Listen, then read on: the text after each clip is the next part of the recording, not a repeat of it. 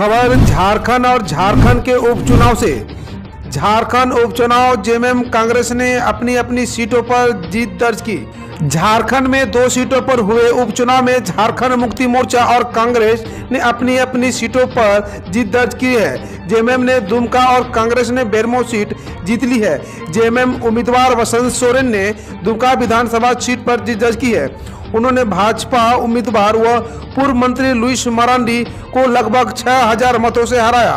वसंत सोरेन को 79,964 वोट मिले और लुइस मरांडी को 73,524 वोट मिले हैं। वहीं कांग्रेस ने भी अपने बेरमो सीट को बरकरार रखा है। मुख्यमंत्री ने 2019 में दुमका और बरहेड़ दोनों सीट पर जीत दर्ज की थी। बाद में उन्होंने दुमका सीट छोड़ दिया था, इसलिए यहां उपचुनाव कराने की जरूरी हो गए थे। कांग्रेस ने भी अपनी बेरमो सीट को बरकरार रखा है। पार्टी उम्मीदवार कुमार जयमंगल ने यहां भाजपा के योगेश्वर महतो बादुल को 14,000 मतों से हराया है। जयमंगल ने यहां 92,751 वोट हासिल किया है, तो भाजपा ने 78,528 वोट हासिल किए हैं।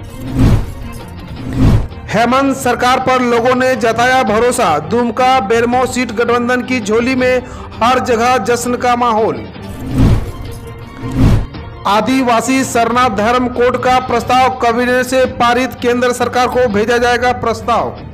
झारखंड कैबिनेट ने आदिवासी यानी सरना धर्म कोड का कॉलम जनगणना में शामिल करने को लेकर तैयार प्रस्ताव को स्वीकृति प्रदान कर दी है। इसके बाद यह प्रस्ताव आज बुलाए गए विशेष सत्र के दौरान विधानसभा से पारित कराया जाएगा। यहां से प्रस्ताव को केंद्र सरकार के पास भेजा जाएगा। झारखंड में लंबे समय से सरना धर्म कोड को लेकर आंदोलन चलते रहे हैं और विभिन्न स्तरों पर राजनीतिक दलों ने भी इस मुद्दे को सहमति दी है। झारखंड में अधिवक्ता प्रोटेक्शन एक्ट और दिल्ली की तर्ज पर बीमा योजना लागू करने की मांग। झारखंड स्टेट बार काउंसिल के वाइस चेयरमैन राजेश कुमार शुक्ल ने झारखंड की राज्यपाल द्रौपदी मुर्मू और मुख्यमंत्री हेमंत सोरेन को ईमेल भेजकर झारखंड में भी दिल्ली की तर्ज पर अधिवक्ताओं के लिए बीमा योजना लागू कराने और अधिवक्ताओं के साथ लगातार हो रही घटनाओं को देखते हुए झारखंड में अधिवक्ता प्रोटेक्शन एक्ट शीघ्र लागू कराने का आग्रह किया है। ईमेल में कहा गया है कि पूर्व में भी झारखंड स्टेट बार काउंसिल के सदस्यों ने मिलकर झारखंड की राज्यपाल और मुख्यमंत्री को इस आशय का ज्ञापन सौंपा था। झारखंड के विश्वविद्यालय में कार्यरत शिक्षकों को नहीं मिल रहा है पीएचडी इंक्रीमेंट। अखिल भारतीय राष्ट्रीय शैक्षणिक महासंघ की 2 दिवसीय अखिल भारतीय कार्यकारिणी एवं साधारण सभा ऑनलाइन आयोजित हुई, जिसमें शिक्षा और शिक्षकीय समस्याओं का निराकरण अविलंब करने का निर्णय लिया गया है। साथ ही स्कूल व कॉलेजों में नई राष्ट्रीय शिक्षा नीति का क्रियान्वयन सुनिश्चित करने का प्रस्ताव भी पारित किया गया है। झारखंड में संगठन विस्तार पर अलग से चर्चा हुई। प्रत्येक दिन धनबाद आ रहे हैं भारी वाहन, टोल वसूली में नगर निगम पीछे। 1 माह पहले नगर निगम ने शहर में प्रवेश करने वाली भारी वाहनों से प्रवेश शुल्क वसूलने की योजना बनाई। राजस्व बढ़ोतरी के लिए की जा रही यह वकायत कभी तक धरातल पर नहीं उतर सकी है। आधा दर्जन से अधिक स्थानों पर टोल नाका लगाने की योजना थी। यह पहली बार नहीं है जब टोल वसूली के लिए योजना बनी है। 5 वर्ष पहले भी तत्कालीन नगर आयुक्त छबीर रंजन के समय टोल नाका से वसूली का खाका तैयार किया गया था। कन्यादान योजना से बेटियों के हाथ नहीं हो रहे हैं पीले। गरीब कन्या के विवाह के लिए राज्य सरकार की मुख्यमंत्री कन्यादान योजना का लाभ चालू वित्तीय वर्ष 2020-21 में जिले के लाभार्थी वजनों को अब तक नहीं मिल पाया है। योजना के तहत पूर्व में कन्यादान योजना के तहत शादी करने वाली पुत्रियों को 30,000 दिए जाते हैं। लाभार्थियों को लाभ देने को बाल विकास परियोजना के माध्यम से जिला समाज कल्याण कार्यालय में आवेदन स्वीकृति के लिए भेजा जाता है। फिलहाल विभिन्न प्रखंड के 38 लाभार्थियों ने आवेदन प्रखंड परियोजना कार्यालय के माध्यम से जिला समाज कल्याण को भेजा है, जबकि जिले में उक्त मद में आवंटन राशि उपलब्ध नहीं रहने के कारण किसी भी प्रखंड में बाल विकास परियोजना कार्यालय से आवेदन संग्रह करने में रुचि नहीं ली जा रही है। झारखंड मेडिकल ऑफिसर और अन्य भर्ती अपडेट। 847 पदों के लिए आवेदन की आखिरी तारीख बढ़ी। झारखंड राज्य सरकार के स्वास्थ्य, चिकित्सा, शिक्षा और परिवार कल्याण विभाग के अंतर्गत झारखंड ग्रामीण स्वास्थ्य मिशन सोसाइटी ने 847 मेडिकल ऑफिसर और कई अन्य पदों पर भर्ती के लिए हाल ही में जारी विज्ञापन के अंतर्गत आवेदन की अंतिम तिथि को बढ़ा दिया है। इन पदों के लिए आवेदन के इच्छुक उम्मीदवार अब 15 नवंबर तक अप्लाई कर सकते हैं। सदर अस्पताल सहित 4 हॉस्पिटल में शीघ्र लगेगा पालना। खबर झारखंड के गोड्डा जिला से है। जिला बाल संरक्षण इकाई के प्रयास से जल्द ही सदर अस्पताल गोड्डा सहित मागावा, सुंदरपहाड़ी व बुआरीजोर के सरकारी अस्पतालों में पालना लगाया जाएगा। इसके लिए पालना बनकर तैयार हो रहे हैं। जिला बाल संरक्षण विभाग द्वारा यह अनोखी पहल है। इसके तहत प्रथम चरण में जिले के सभी 9 प्रखंड के अस्पतालों में पालना लगाने का लक्ष्य है। जमशेदपुर के जुगसलाई में 250 लोगों की हुई निःशुल्क स्वास्थ्य जांच, दवा का भी वितरण।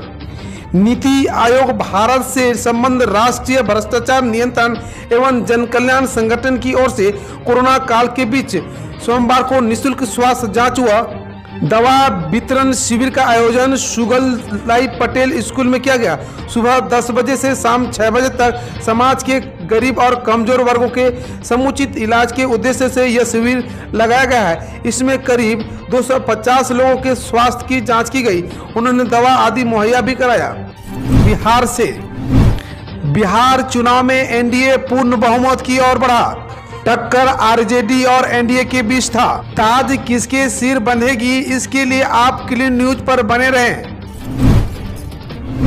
ईवीएम पर सवाल उठाने वाले अपनी ही पार्टी के नेताओं पर पी चिदम्बरम के बेटे कार्तिक चिदम्बरम ने क्या बोल गए, सुनिए। बिहार विधानसभा चुनाव को लेकर मतगणना का दौर अभी जारी है। सामने आ रहे रुझानों में एनडीए को बहुमत मिलता दिखाई दे रहा है। वहीं रुझानों की माने तो भारतीय जनता पार्टी अभी तक सबसे बड़ी पार्टी बनकर उभरी है।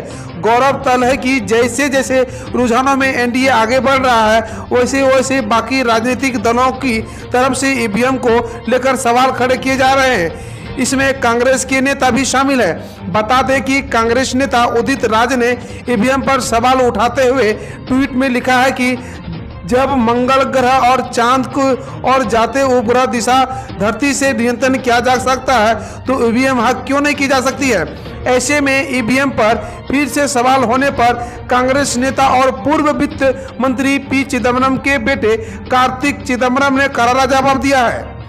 बता दें कि हार करीब देख ईवीएम पर सवाल खड़ा करने वालों को करारा जवाब देते हुए कार्तिक चिदम्बरम ने ट्वीट कर कहा कि किसी चुनाव के नतीजे चाहे जो आए, लेकिन अब समय आ गया है कि हमें ईवीएम को दोष देना बंद कर देना चाहिए। मेरा अपना अनुभव है कि ईवीएम प्रणाली मजबूत, सटीक और विश्वसनीय है। यूपी उपचुनाव में सीएम योगी का जलवा बरकरार। भाजपा ने जीते 6 सीटें, सपा, बसपा और कांग्रेस का सुपड़ा साफ। उत्तर प्रदेश के मुख्यमंत्री योगी आदित्यनाथ का जलवा बरकरार है। उत्तर प्रदेश में 7 सीटों पर हुए उपचुनाव में भाजपा 6 सीटों पर लगभग जीत गई है। बस आधिकारिक ऐलान बाकी है, जबकि एक सीट पर समाजवादी पार्टी के उम्मीदवार को बढ़त मिल रही है, जबकि बसपा और कांग्रेस का सुपड़ा साफी हो गया है। इन सीटों पर 3 नवंबर को उपचुनाव हुए थे।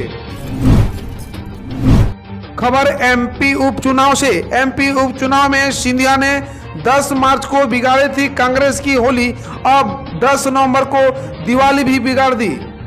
10 नवंबर मध्य प्रदेश में 28 विधानसभा सीटों पर हुए उपचुनाव में वोटों की गिनती के दौरान सत्तारूढ़ भारतीय जनता पार्टी 20 सीटों पर आगे है, जबकि कांग्रेस 7 सीटों और बीएसपी को 1 सीट पर आगे है।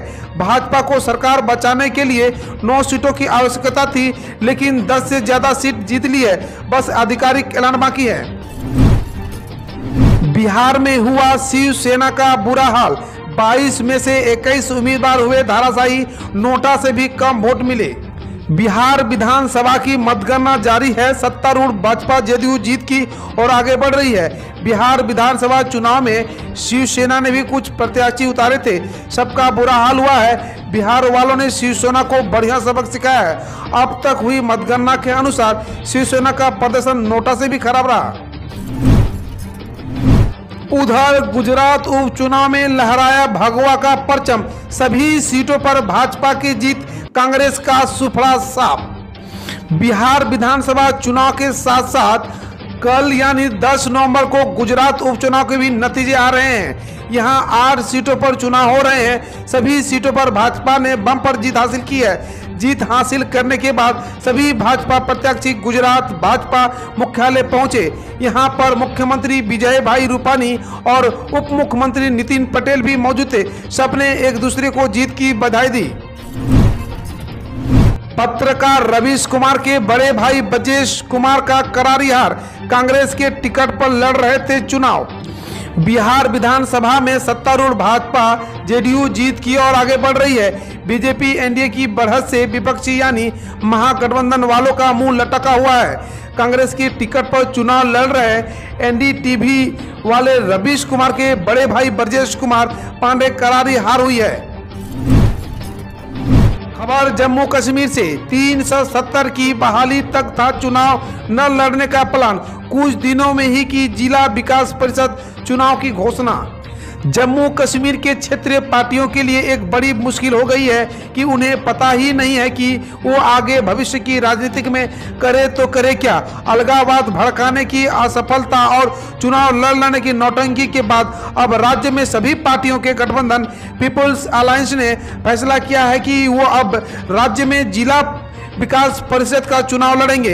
ये वही नेता हैं जो कुछ दिन पहले चीन से अनुच्छेद 370 की बहाली के लिए मदद मांगने को तैयार हो गए थे और भारतीय सेना के खिलाफ कश्मीरी युवाओं को भड़का रहे थे। लेकिन जब उन्हें कहीं से भी उम्मीद नहीं दिखी तो वे थक हार कर मुख्य धारा में आने की बात कर रहे हैं। बिहारी मतदाताओं का संदेश स्पष्ट है, यहाँ भाई भतीजावाद के लिए अब और कोई जगह नहीं है। आपने एक कहावत सुनी होगी कि बाप बड़ा ना भैया, सबसे बड़ा रुपया। लेकिन भारत की कुछ राजनीतिक पार्टियां ऐसी हैं जहां बाप और भैया मिलकर रुपया और गद्दी दोनों हथियाना चाहते हैं। इसी जद्दोजहद के चक्कर में एक ही परिवार के कई लोग चुनावी मैदान में बिगुल फूंकने को उतर जाते हैं। और जब बात परिवारवाद की हो तो बिहार की राजनीति में इसका एक और लंबा चौड़ा इतिहास रहा है। कुछ ऐसा ही नजारा इस बार भी बिहार चुनाव में देखने को मिला, जहां एक ही परिवार के कई लोग चुनावी मौसम में अपनी अपनी किस्मत आजमाने निकले थे। एनडीए चुनाव हारने वाली थी और फिर पीएम मोदी की रैली ने पूरा पासा ही पलट दिया। बिहार विधानसभा चुनाव को लेकर मतदान से पहले एक हवा बनाई गई थी कि एनडीए गठबंधन इस बार हारने वाला है, क्योंकि आरजेडी नेता तेजस्वी ने बड़ी ही आसानी के साथ अपना जनाधार मजबूत कर लिया है। लेकिन नतीजों के दिन आ रहे रुझानों ने एक बार फिर सारे हवाई गुब्बारे फोड़ दिए हैं, जिसकी बड़ी वजह प्रधानमंत्री नरेंद्र मोदी की रैलियां हैं। क्योंकि एनडीए के विपरीत चल रही चुनावी हवाओं का रुख पलटकर पीएम मोदी ने बिहार में अपने गठबंधन ही जीत इबारत लिख दी है। एनडीए के नीतीश की 15 साल की सत्ता विरोधी लहर से फर्क तो पड़ा है, लेकिन सरकार अब बनती दिख रही है। प्रधानमंत्री नरेंद्र मोदी आज करेंगे आयकर अपीलीय अधिकरण की कटक बेंच के कार्यालय सह आवासीय परिसर का लोकार्पण। प्रधानमंत्री नरेंद्र मोदी आज शाम 4:30 बजे वीडियो कॉन्फ्रेंसिंग के माध्यम से कटक में आयकर अपीलीय अधिकरण के अत्याधुनिक कार्यालय सह आवासीय परिसर का लोकार्पण करेंगे। संघाई सहयोग संगठन की बैठक को बोले पीएम नरेंद्र मोदी, भारत का शांति, सुरक्षा और समृद्धि पर दृढ़ विश्वास। प्रधानमंत्री नरेंद्र मोदी ने मंगलवार को संघाई सहयोग संगठन की वर्चुअल बैठक को संबोधित किया। पीएम मोदी ने कहा कि एससीओ क्षेत्र से भारत का घनिष्ठ सांस्कृतिक और ऐतिहासिक संबंध रहा है। हमारे पूर्वजों ने इस साझा विरासत को अपने अथक और निरंतर संपर्कों से जीवंत रखा है। उन्होंने कहा कि भारत का शांति, सुरक्षा और समृद्धि पर दृढ़ विश्वास है। भारत ने हमेशा आतंकवाद, अवैध हथियारों की तस्करी, ड्रग्स और मनी लॉन्ड्रिंग के विरोध में आवाज उठाई है। हम रोज ऐसे ही न्यूज लाते रहेंगे, तो यदि आपने अभी तक क्लीन न्यूज को सब्सक्राइब नहीं किया है तो पहले फटाफट सब्सक्राइब कर लें, साथ ही बेल आइकन को दबा दें ताकि कोई अपडेट मिस ना हो।